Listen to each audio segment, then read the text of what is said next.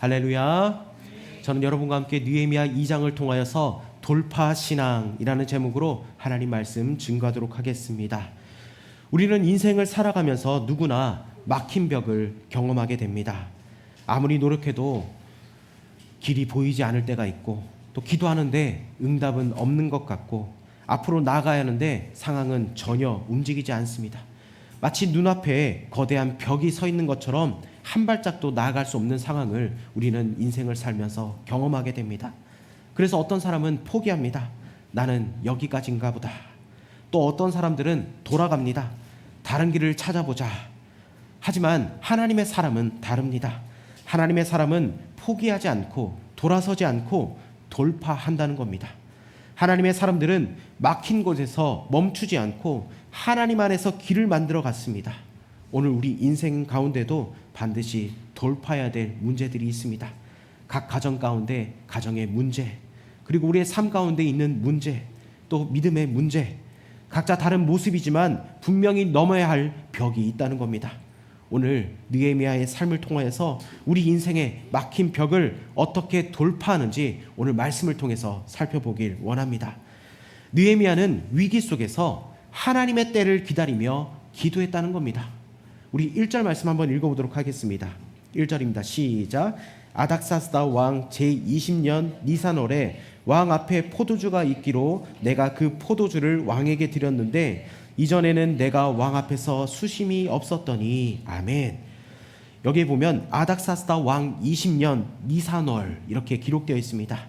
이때 느헤미야가 왕 앞에 나아갔다고 기록하고 있습니다.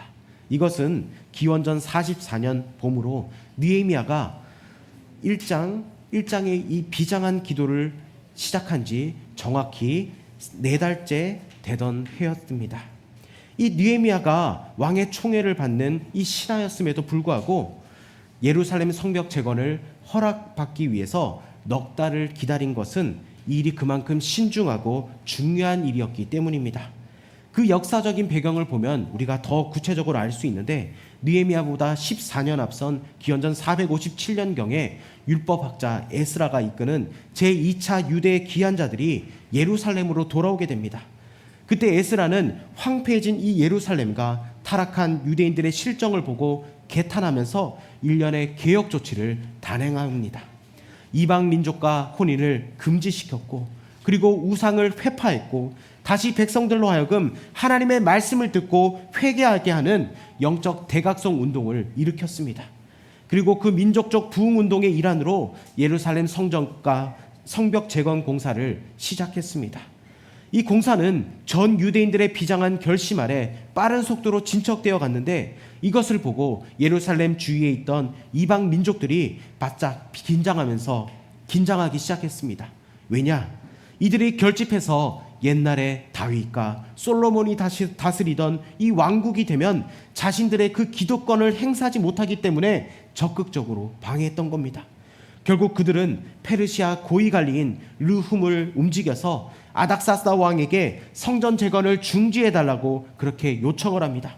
이미 뇌물을 먹은 수많은 관리들이 이 아닥사스다 왕에게 이 유대인들은 유일신 여호와만 섬기며 또 왕 앞에서 반역을 할 것이라는, 그리고 골칫덩어리가 될 것이라고 하면서 왕에게 후환을 없애기 위해서라도 당장 이 예루살렘 성전 재건 공사를 중단해야 된다고 하자 왕은 깜짝 놀라면서 역사책을 뒤져봅니다.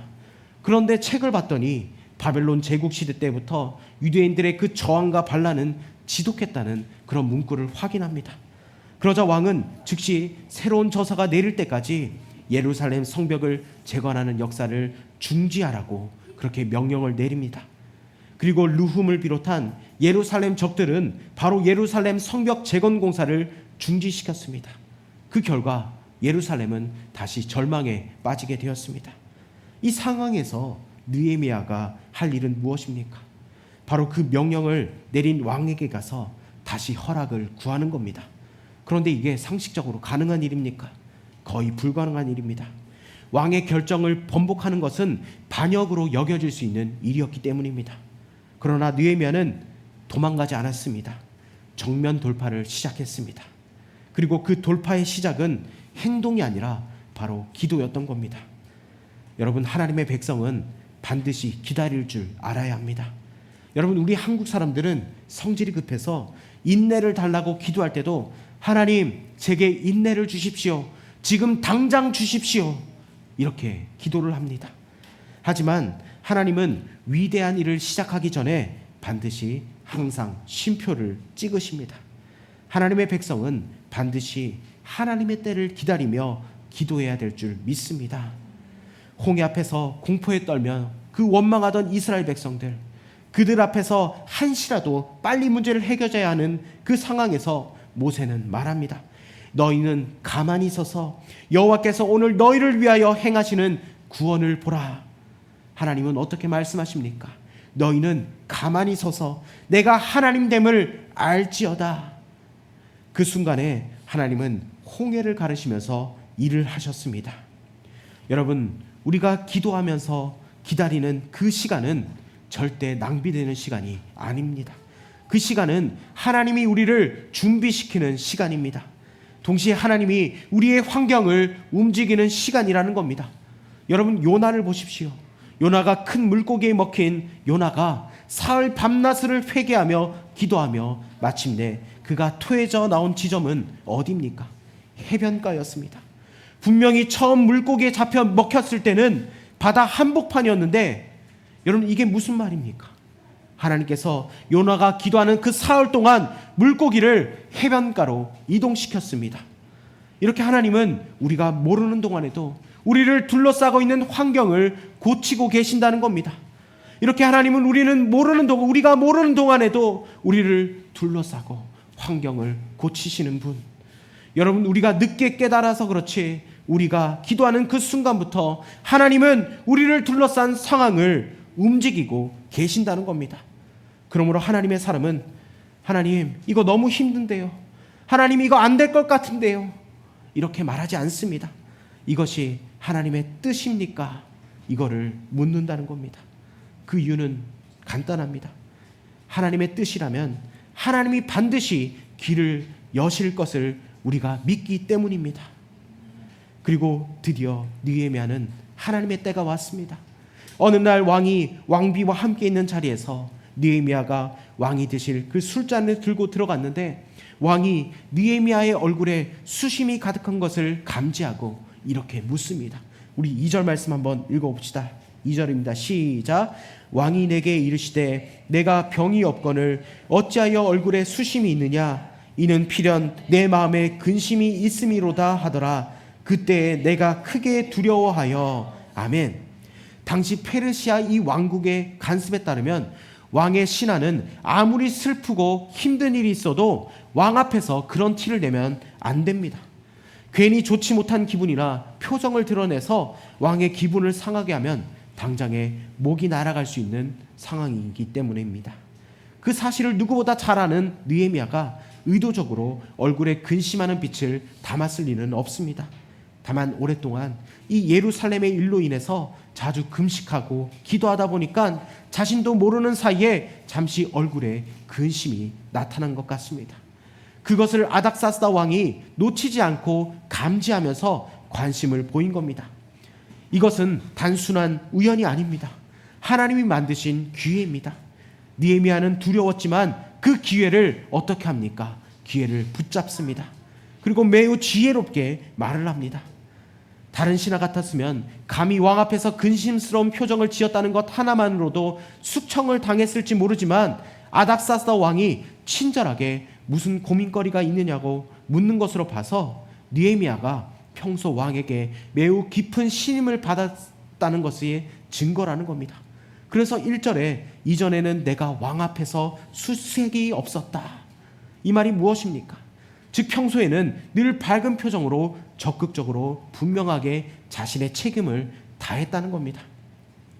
여러분, 하나님의 사람이 세상 속에서 하나님의 일을 하려면 평소에 전문성과 성실성과 적극적이고 부드러운 대인관계 등으로 확실한 인정을 받아야 합니다.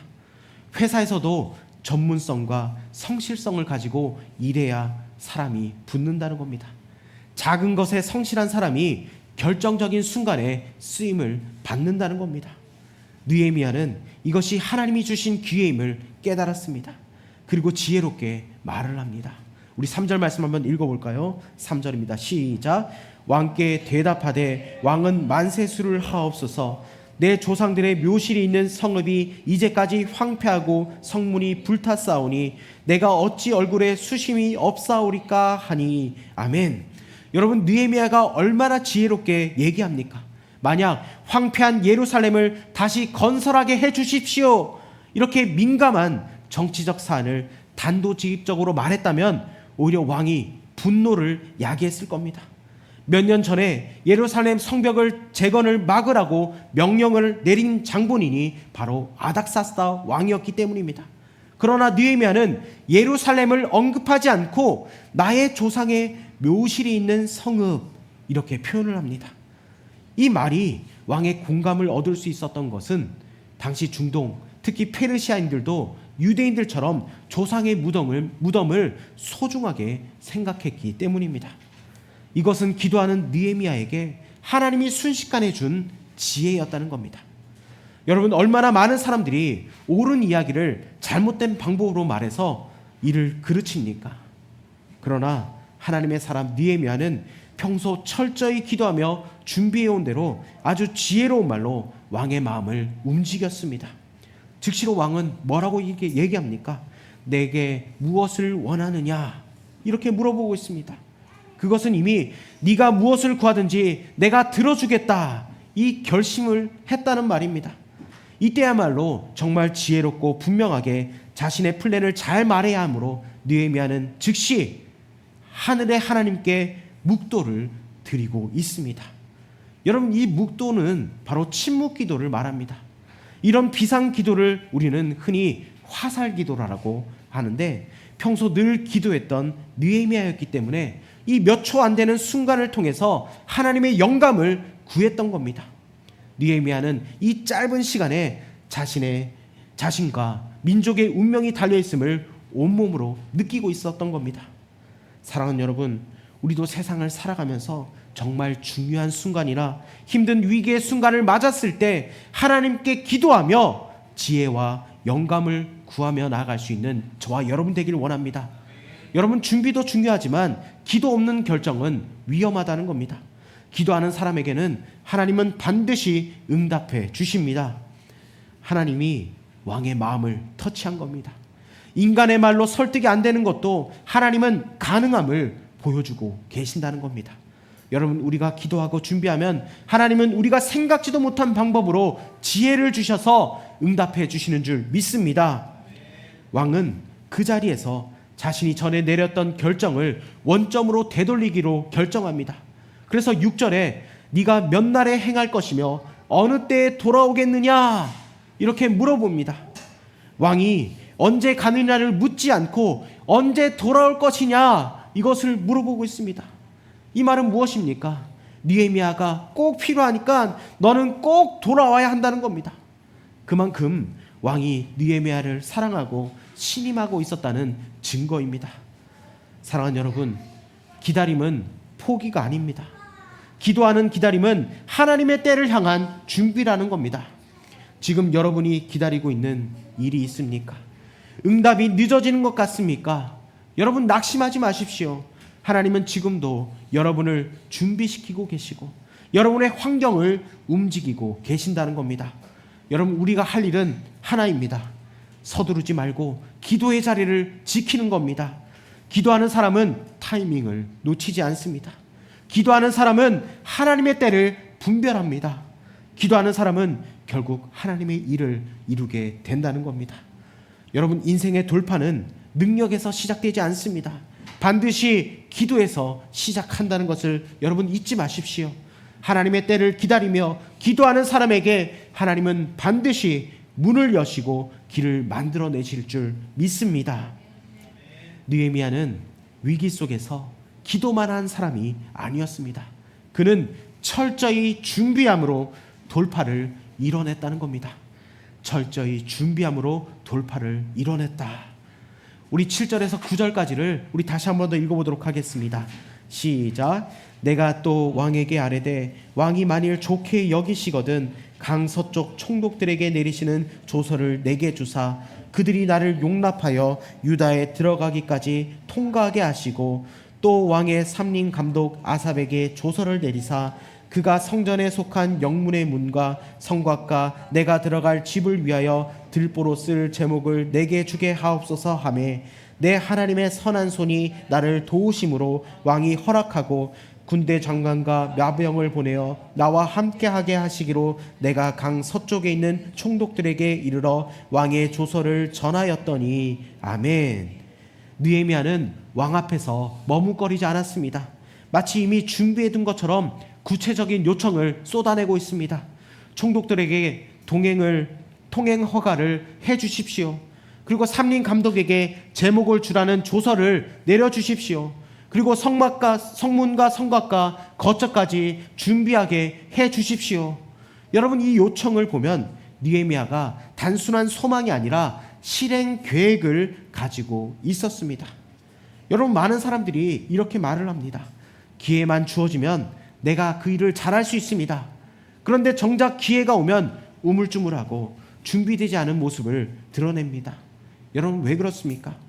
기회를 기다린 것이 아니라 준비하지 않은 채 기대만 했기 때문입니다. 여러분, 그런데 느헤미야는 달랐습니다. 그는 지난 넉 달 동안의 그 시간에 기도만 한 것이 아니라 예루살렘 성벽 재건에 필요한 모든 사전 준비 조사를 끝내놓고 있었던 겁니다. 여러분, 기도하는 사람이라고 해서 준비하지 않아도 된다는 것이 아닙니다. 오히려 진짜 기도하는 사람은 더 철저하게 준비한다는 겁니다. 왜냐? 하나님이 반드시 응답하실 것을 믿기 때문입니다. 여러분, 믿음은 막연한 기대가 아닙니다. 믿음은 응답을 전제로 움직이는 준비라는 겁니다. 여러분, 그 결과 어떻게 됩니까? 왕은 느헤미야의 그 모든 요청을 흔쾌히 들어주고 있습니다. 그뿐만 아니라 느헤미야가 부탁하지 않은 것까지 더해준다는 겁니다. 군대 장관과 마병 에스코트까지 붙여주어서 그를 호위하게 했다는 겁니다. 여러분, 이것은 단순한 편의 제공이 아닙니다. 왕이 권위를 느헤미야에게 실어준 겁니다. 그 어떤 군대보다 강력한 왕의 이름을 가진 보호였다는 겁니다. 여러분, 느헤미야 입장에서는 상상하지 못한 축복입니다. 그러나 성경은 분명히 말하고 있습니다. 왕이 이 모든 일을 흔쾌히 들어준 것은 바로 하나님의 도우심이었다고 말씀하고 있습니다. 우리 8절 말씀 한번 읽어볼까요? 8절입니다. 시작. 또 왕의 삼림 감독 아삽에게 조서를 내리사 그가 성전에 속한 영문의 문과 성곽과 내가 들어갈 집을 위하여 들보로 쓸 제목을 내게 주게 하옵소서 하매 내 하나님의 선한 손이 나를 도우심으로 왕이 허락하고 아멘. 내 하나님의 선한 손이 나를 도우심으로 왕이 허락하고. 사랑하는 여러분, 준비는 우리가 하지만 문을 여시는 분은 하나님이라는 겁니다. 우리는 계획을 세우지만 성취하게 하시는 분은 바로 하나님이라는 겁니다. 여러분, 아닥사스다 왕은 변덕이 심했고 성미가 불같이 급한 사람이었지만 그런 왕의 마음도 하늘의 하나님은 움직이셨다는 겁니다. 여기서 우리가 붙들어야 될 질문은 이겁니다. 세상이 얼마나 강한 것인가가 아니라 내가 믿는 하나님이 얼마나 큰가를 우리는 붙들어야 될 줄 믿습니다. 느헤미야는 기도하며 기다렸고 철저히 준비했습니다. 그리고 하나님의 때가 오자 지체하지 않고 움직였습니다. 그 결과 모든 길이 열렸다는 겁니다. 느헤미야가 예루살렘에 도착하자 상황은 완전히 뒤집혔습니다. 그동안 성벽 재건을 방해하던 적들이 이제는 놀라고 두려워합니다. 왜요? 그들이 알지 못했던 사실이 드러났기 때문입니다. 하나님은 이미 느헤미야를 준비시켜 주셨던 겁니다. 여러분, 하나님은 지금도 보이지 않는 곳에서 사람을 준비시킵니다. 그리고 때가 되면 그 사람을 사용하신다는 겁니다. 기도만 하고 준비하지 않는 것은 온전한 믿음이 아닙니다. 준비만 하고 기도하지 않는 것도 하나님의 방식이 아닙니다. 하나님의 사람은 기도하며 준비하는 사람입니다. 혹시 여러분 지금 기회를 기다리고 계십니까? 그렇다면 나는 그 기회를 감당할 준비가 되어 있는가? 여러분 우리 자신에게 질문해 보시길 원합니다. 하나님은 준비된 사람을 사용하십니다. 그리고 준비된 사람에게 기회를 맡기십니다. 작은 자리에서 성실함으로, 보이지 않는 곳에서의 준비, 아무도 알아주지 않는 시간 속의 기도, 이것이 쌓여갈 때 하나님은 어느 순간에 문을 여신다는 겁니다. 그리고 그 문이 열릴 때 준비된 사람은 망설이지 않습니다.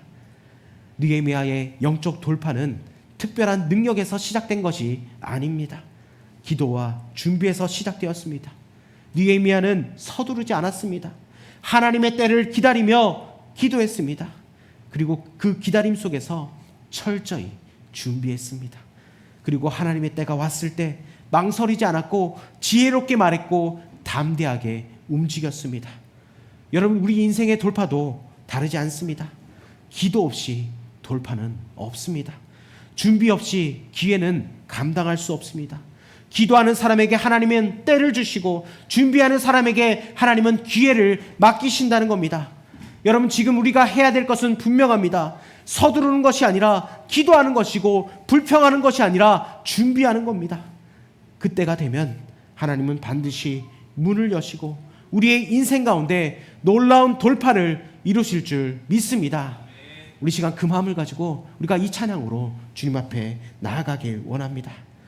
하나님, 우리는 문제 앞에서 너무나 쉽게 조급하고 쉽게 포기하며 쉽게 낙심했던 우리의 모습을 보게 됩니다. 기도보다 앞서 움직였고 준비하지 않으면서도 귀에만 바라봤던 우리의 모습, 주님 이 시간 우리를 용서하여 주시고 하나님 우리가 돌이키기를 원합니다. 그래야 하나님의 때가 됐을 때 하나님 아버지 우리가 주님을 더욱더 신뢰하며 하나님 우리가 믿음의 걸음을 걸어가게 해달라고 우리 시간 그 마음을 가지고